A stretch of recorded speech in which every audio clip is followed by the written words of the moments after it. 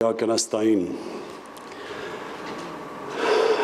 जनाब अमीन असलम, आपको ज़रताज गुलाब को और सारी जो हमारी क्लाइमेट चेंज की मिनिस्ट्री है, मैं आज आप सबको खराज तहसीन पेश करना चाहता हूँ कि आपने पहले तो ये सोचा इस कंपटीशन का, ये शहरों के अंदर कंपटीशन, और फिर जब शहरों के अंदर कंपटीशन तो इसका मतलब जो शहरों के एडमिनिस्ट्रेटर्स थे, डिप्टी कमिश्नर्स, उनके अंदर कंपटीशन, और फिर आपने हमारे मुल्क की जो सबसे बड़ा असासा है, हमारी यूथ, जिनमें वॉलंटियरिज्म का जज्बा है।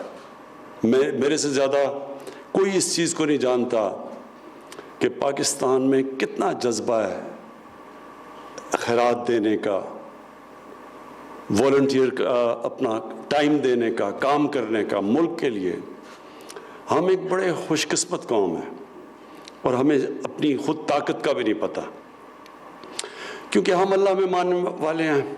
ज़्यादातर लोग गुनाहगार भी होते हैं, लेकिन उनको अपनी आखिरत की फ़िक्र होती है, वो अल्लाह को खुश करना भी चाहते हैं। और ऐसे जब लोग होते हैं तो उनके अंदर एक वो चीज़ होती है जो कि बिल्कुल बड़े कम लोगों में मैंने देखा है, जो अल्लाह में नहीं मानते, उनमें नहीं होती वो। क्योंकि आखिरत की फ़िक्र होती है तो हम सारा वक्त सोचते हैं, सेल्फिश ज़िंदगी जब गुजारें तो कहीं ज़हन में आता है कि हमें कुछ ना कुछ अल्लाह को खुश करने के लिए करना चाहिए। और मुझे इस चीज़ का कभी अंदाज़ा ना होता अगर मैं शौकत खानम के लिए पैसे इकट्ठे करने में पब्लिक में ना निकलता। जब मैं पब्लिक में निकला तो तब मुझे अंदाज़ा हुआ कि वो लोग जिनके पास कुछ भी नहीं थे पैसे, वो भी शिरकत करना चाहते थे। एक कैंसर हॉस्पिटल एक बन रहा था लाहौर में, लेकिन सारे पाकिस्तान में लोगों ने शिरकत की उसमें। और आम लोगों की मैं बात कर रहा हूँ, छाबड़ी वाला, जो चाय बनाने वाला है, वो गाड़ी में ड्राइवर, रिक्शा ड्राइवर, ये सब ने अपनी हैसियत के मुताबिक शिरकत की। तो मैं बड़ा हैरान होता था कि ये क्यों, बेचारों के पास इतना ज़्यादा है भी नहीं, तो ये क्यों ही शिरकत करते हैं। तो सारों ने आखिर में ये कहा कि जी हम अपनी आखिरत के लिए कर रहे हैं, हम अल्लाह को खुश करने के लिए कर रहे हैं। तो मैंने तब रियलाइज़ किया कि बहुत बड़ी ताकत है हमारे मुल्क में, जिसको हम इस्तेमाल नहीं करते। हमें पता नहीं है कि हम कितनी एक अवाम की ताकत के ऊपर बैठे हुए हैं, और वो क्यों हम इसको इस्तेमाल नहीं कर पाए, क्योंकि हमारी गवर्नमेंट और अवाम के अंदर एक बहुत बड़ा गल्फ है, एक बड़ी गैप है। तो जब भी हम, और मैंने अपनी ज़िंदगी में देखा है, जब भी गवर्नमेंट ने और अवाम ने एक तरफ रास्ता पकड़ा है, एक ऑब्जेक्टिव की तरफ गए हैं, मुल्क वो काम कर चुका है और कर सकता है जो हमें खुद भी नहीं अंदाज़ा। तो ये जो इनिशिएटिव है, ये बड़ा इम्पॉर्टेंट इनिशिएटिव है हमारे मुस्तकबिल का। पहले तो हम सबको ये पता होना चाहिए कि हमारे नबी सल्लल्लाहु अलैहि वसल्लम की ये हदीस है कि आधा ईमान सफाई है आपकी। मैं जब किताब पढ़ रहा था, किताबें मैंने पढ़ी कि जब क्रूसेडर्स, जब पहली दफ़ा उनका टाकरा हुआ मुसलमानों से, आज से 1000 साल पहले, तो उनके मैं अकाउंट्स पढ़ रहा था। तो वो जो मुसलमान थे तब के, वो जब उनको देखते थे, वो जो यूरोपियंस, जब ये जो क्रूसेड करने आए थे यूरोप से, तो वो कहते थे किस तरह के जंगली लोग हैं। कहते थे नहाते नहीं हैं, ये साफ लोग नहीं हैं। और वो दूसरी तरफ कहते थे कि यहाँ पहली दफ़ा उन्होंने हमाम देखे जिधर लोग नहाते थे, सफाई थी। तो बड़ा कॉन्ट्रास्ट था दो सिविलाइजेशंस के बीच में, कि सफाई थी, साफ सुथरे लोग थे, और उनके मुकाबले में वो जंगली उनको कहते थे। लेकिन बदकिस्मती से आज अगर आप यूरोप में जाएं, और तो छोड़ें स्विट्ज़रलैंड में जाएं, जर्मनी में जाएं, तो आप हैरान हो जाएंगे कि उन्होंने किस तरह अपने मुल्कों को साफ सुथरा रखा हुआ है। और हम, अल्लाह ने हमें वो मुल्क दिया है میں بار بار اپنے لوگوں کو کہتا ہوں، کیونکہ ہمارے زیادہ تر لوگ جو حکمران رہے ہیں ان کو پتہ ہی نہیں ہے پاکستان کا. کسی نے پاکستان ایسے نہیں دیکھا جو میں نے دیکھا. کوئی پاکستان کا حصہ نہیں ہے جس میں نہیں گیا. سارا بلوچستان سے لے کے کونوں میں، سارا سندھ، اندرون سندھ، گاؤں، پنجاب، ناردرن ایریاز، قبائلی علاقہ، یہ سب میں پھرا ہوں. میں آپ کو یقین دلاتا ہوں کہ شاید ہی اللہ نے کسی ملک میں اتنی نعمتیں اپنی بخشی ہیں جو پاکستان کو اس نے بخشی ہیں. ہم نے ان نعمتوں کی قدر نہیں کی اب تک. میں نے اپنی آنکھوں کے سامنے پاکستان کے جنگلات تباہ ہوتے دیکھے. ہم نے اپنی زندگی میں دیکھا ہے کہ جو پشاور تھا اس کو کہتے تھے سٹی آف گارڈنز.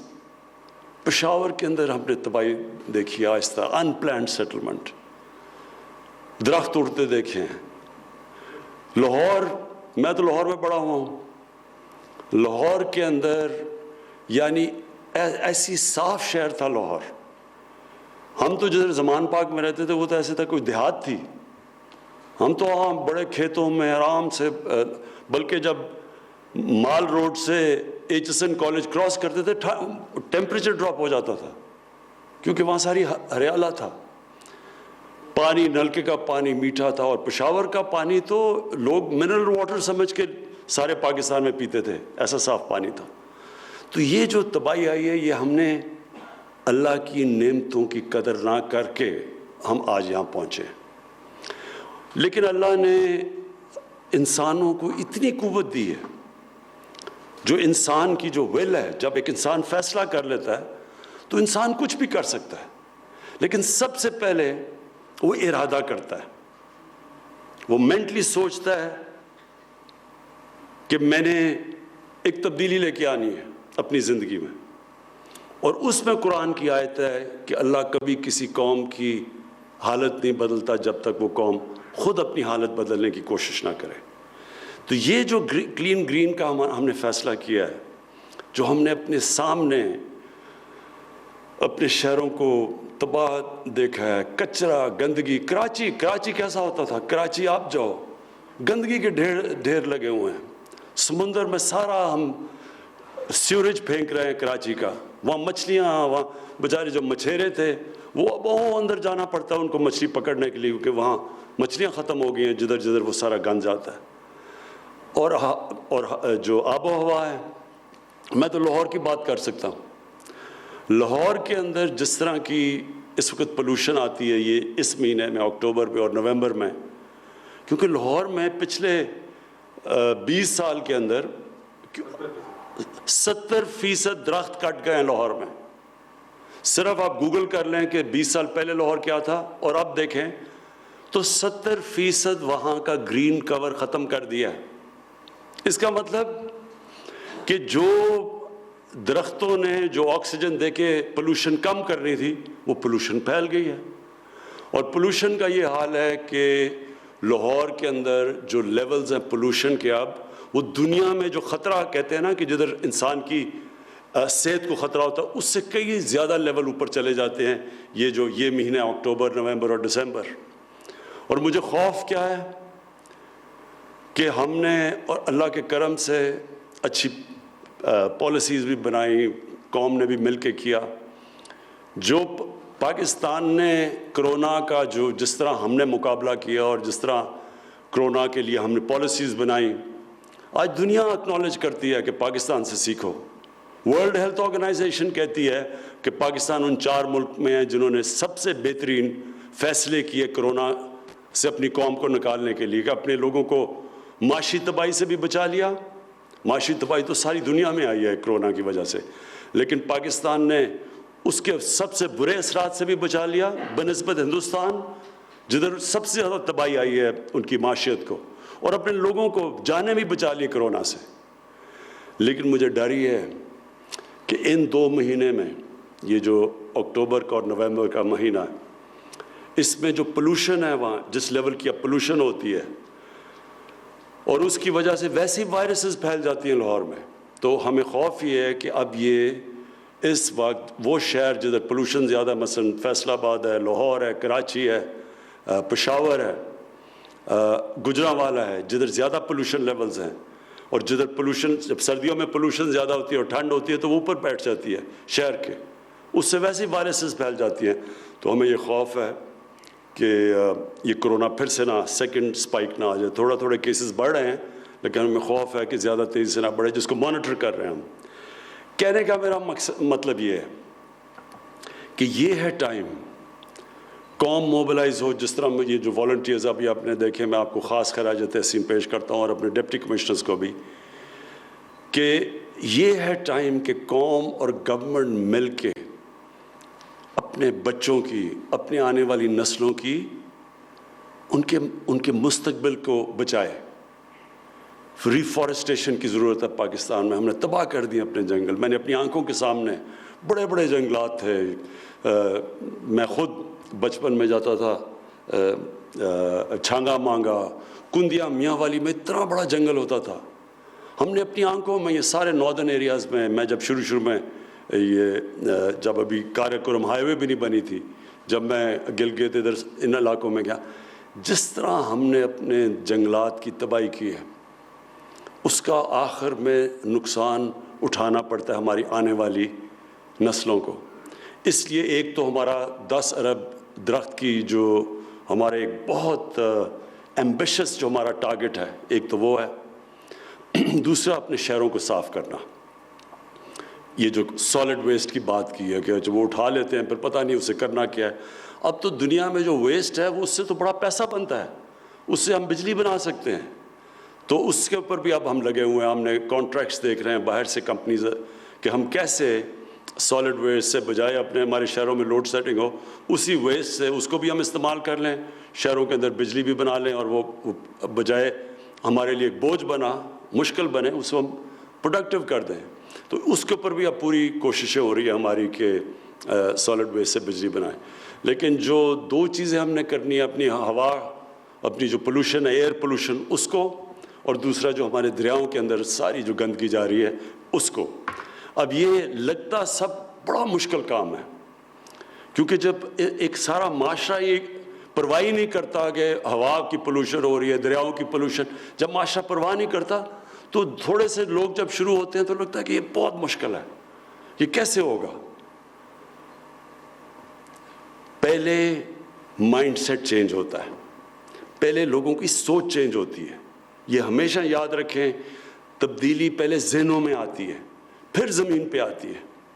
پہلے ہم نے سارے لوگوں کو بار بار یہ سمجھانا ہے کہ یہ ہم اپنے ملک کی تباہی کر رہے ہیں. یہ خوبصورت ملک جو اللہ نے ہمیں دیا ہوا ہے، اس کی تباہی کر رہے ہیں اگر ہم اسی طرح اس کو پولوٹ کرتے رہیں. پہلے ہم نے ادھر سے شروع کرنا ہے. اور پھر جو یہاں ڈپٹی کمشنرز نے کیا، یہ اس لیے امپورٹنٹ ہے کہ جب تھوڑے سے ڈپٹی کمشنر اپنی ڈیوٹی سے ہٹ کے کام شروع کر دیتے ہیں اور ان کو جب اکنالج کیا جاتا ہے تو معاشرے کے اندر سزا اور جزا کا جو نظام ہے وہ جب وہ آ جائے وہ معاشرہ آگے بڑھنا شروع ہو جاتا ہے. اگر کوئی پوچھے ہی نہ کہ اچھا جی شہر میں گندگی ہے اور ایک ڈپٹی کمشنر کام کرے باقی نہ کریں، تو اور اگر اسے پوچھے بھی نہ، وہ محنت بھی کرے، کوئی اکنالج ہی نہ کرے، تو کیوں محنت کرے گا آگے. تو ہم نے اب سے انسینٹیوز دینے شروع کرنے ہیں.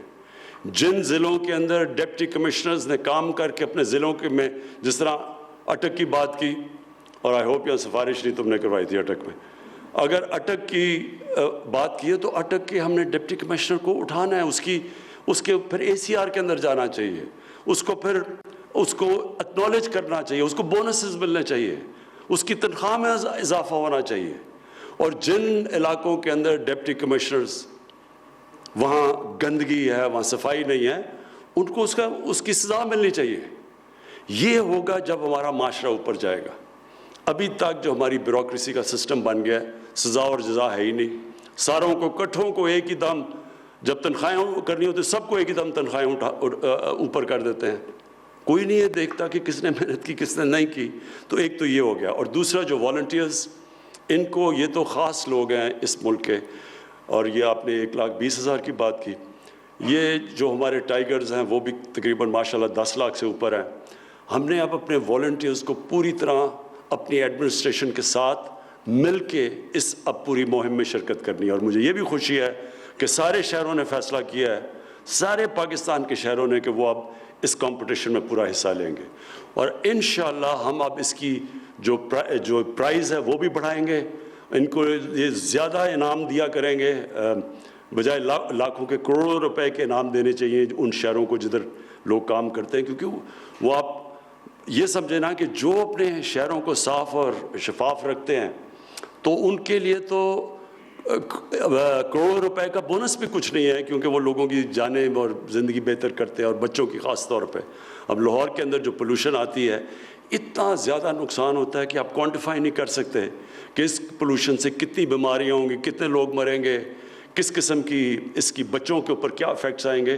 یہ تو اس کی تو آپ اس کو تو چند سالوں کے اندر اثرات سامنے آتے ہیں. تو جو بھی اس میں محنت کریں گے انشاءاللہ ہم ان کو پوری طرح ریوارڈ کریں گے. میں پھر سے آپ کو مبارک دیتا ہوں, اور یہ بڑا زبردست آپ کا انیشیٹو تھا, اور آپ کی منسٹری کو میں مبارک دیتا ہوں. میں پھر سے اپنے ڈپٹی کمشنرز کو اور اپنے والنٹیئرز کو سب کو آج خراج تحسین پیش کرتا ہوں.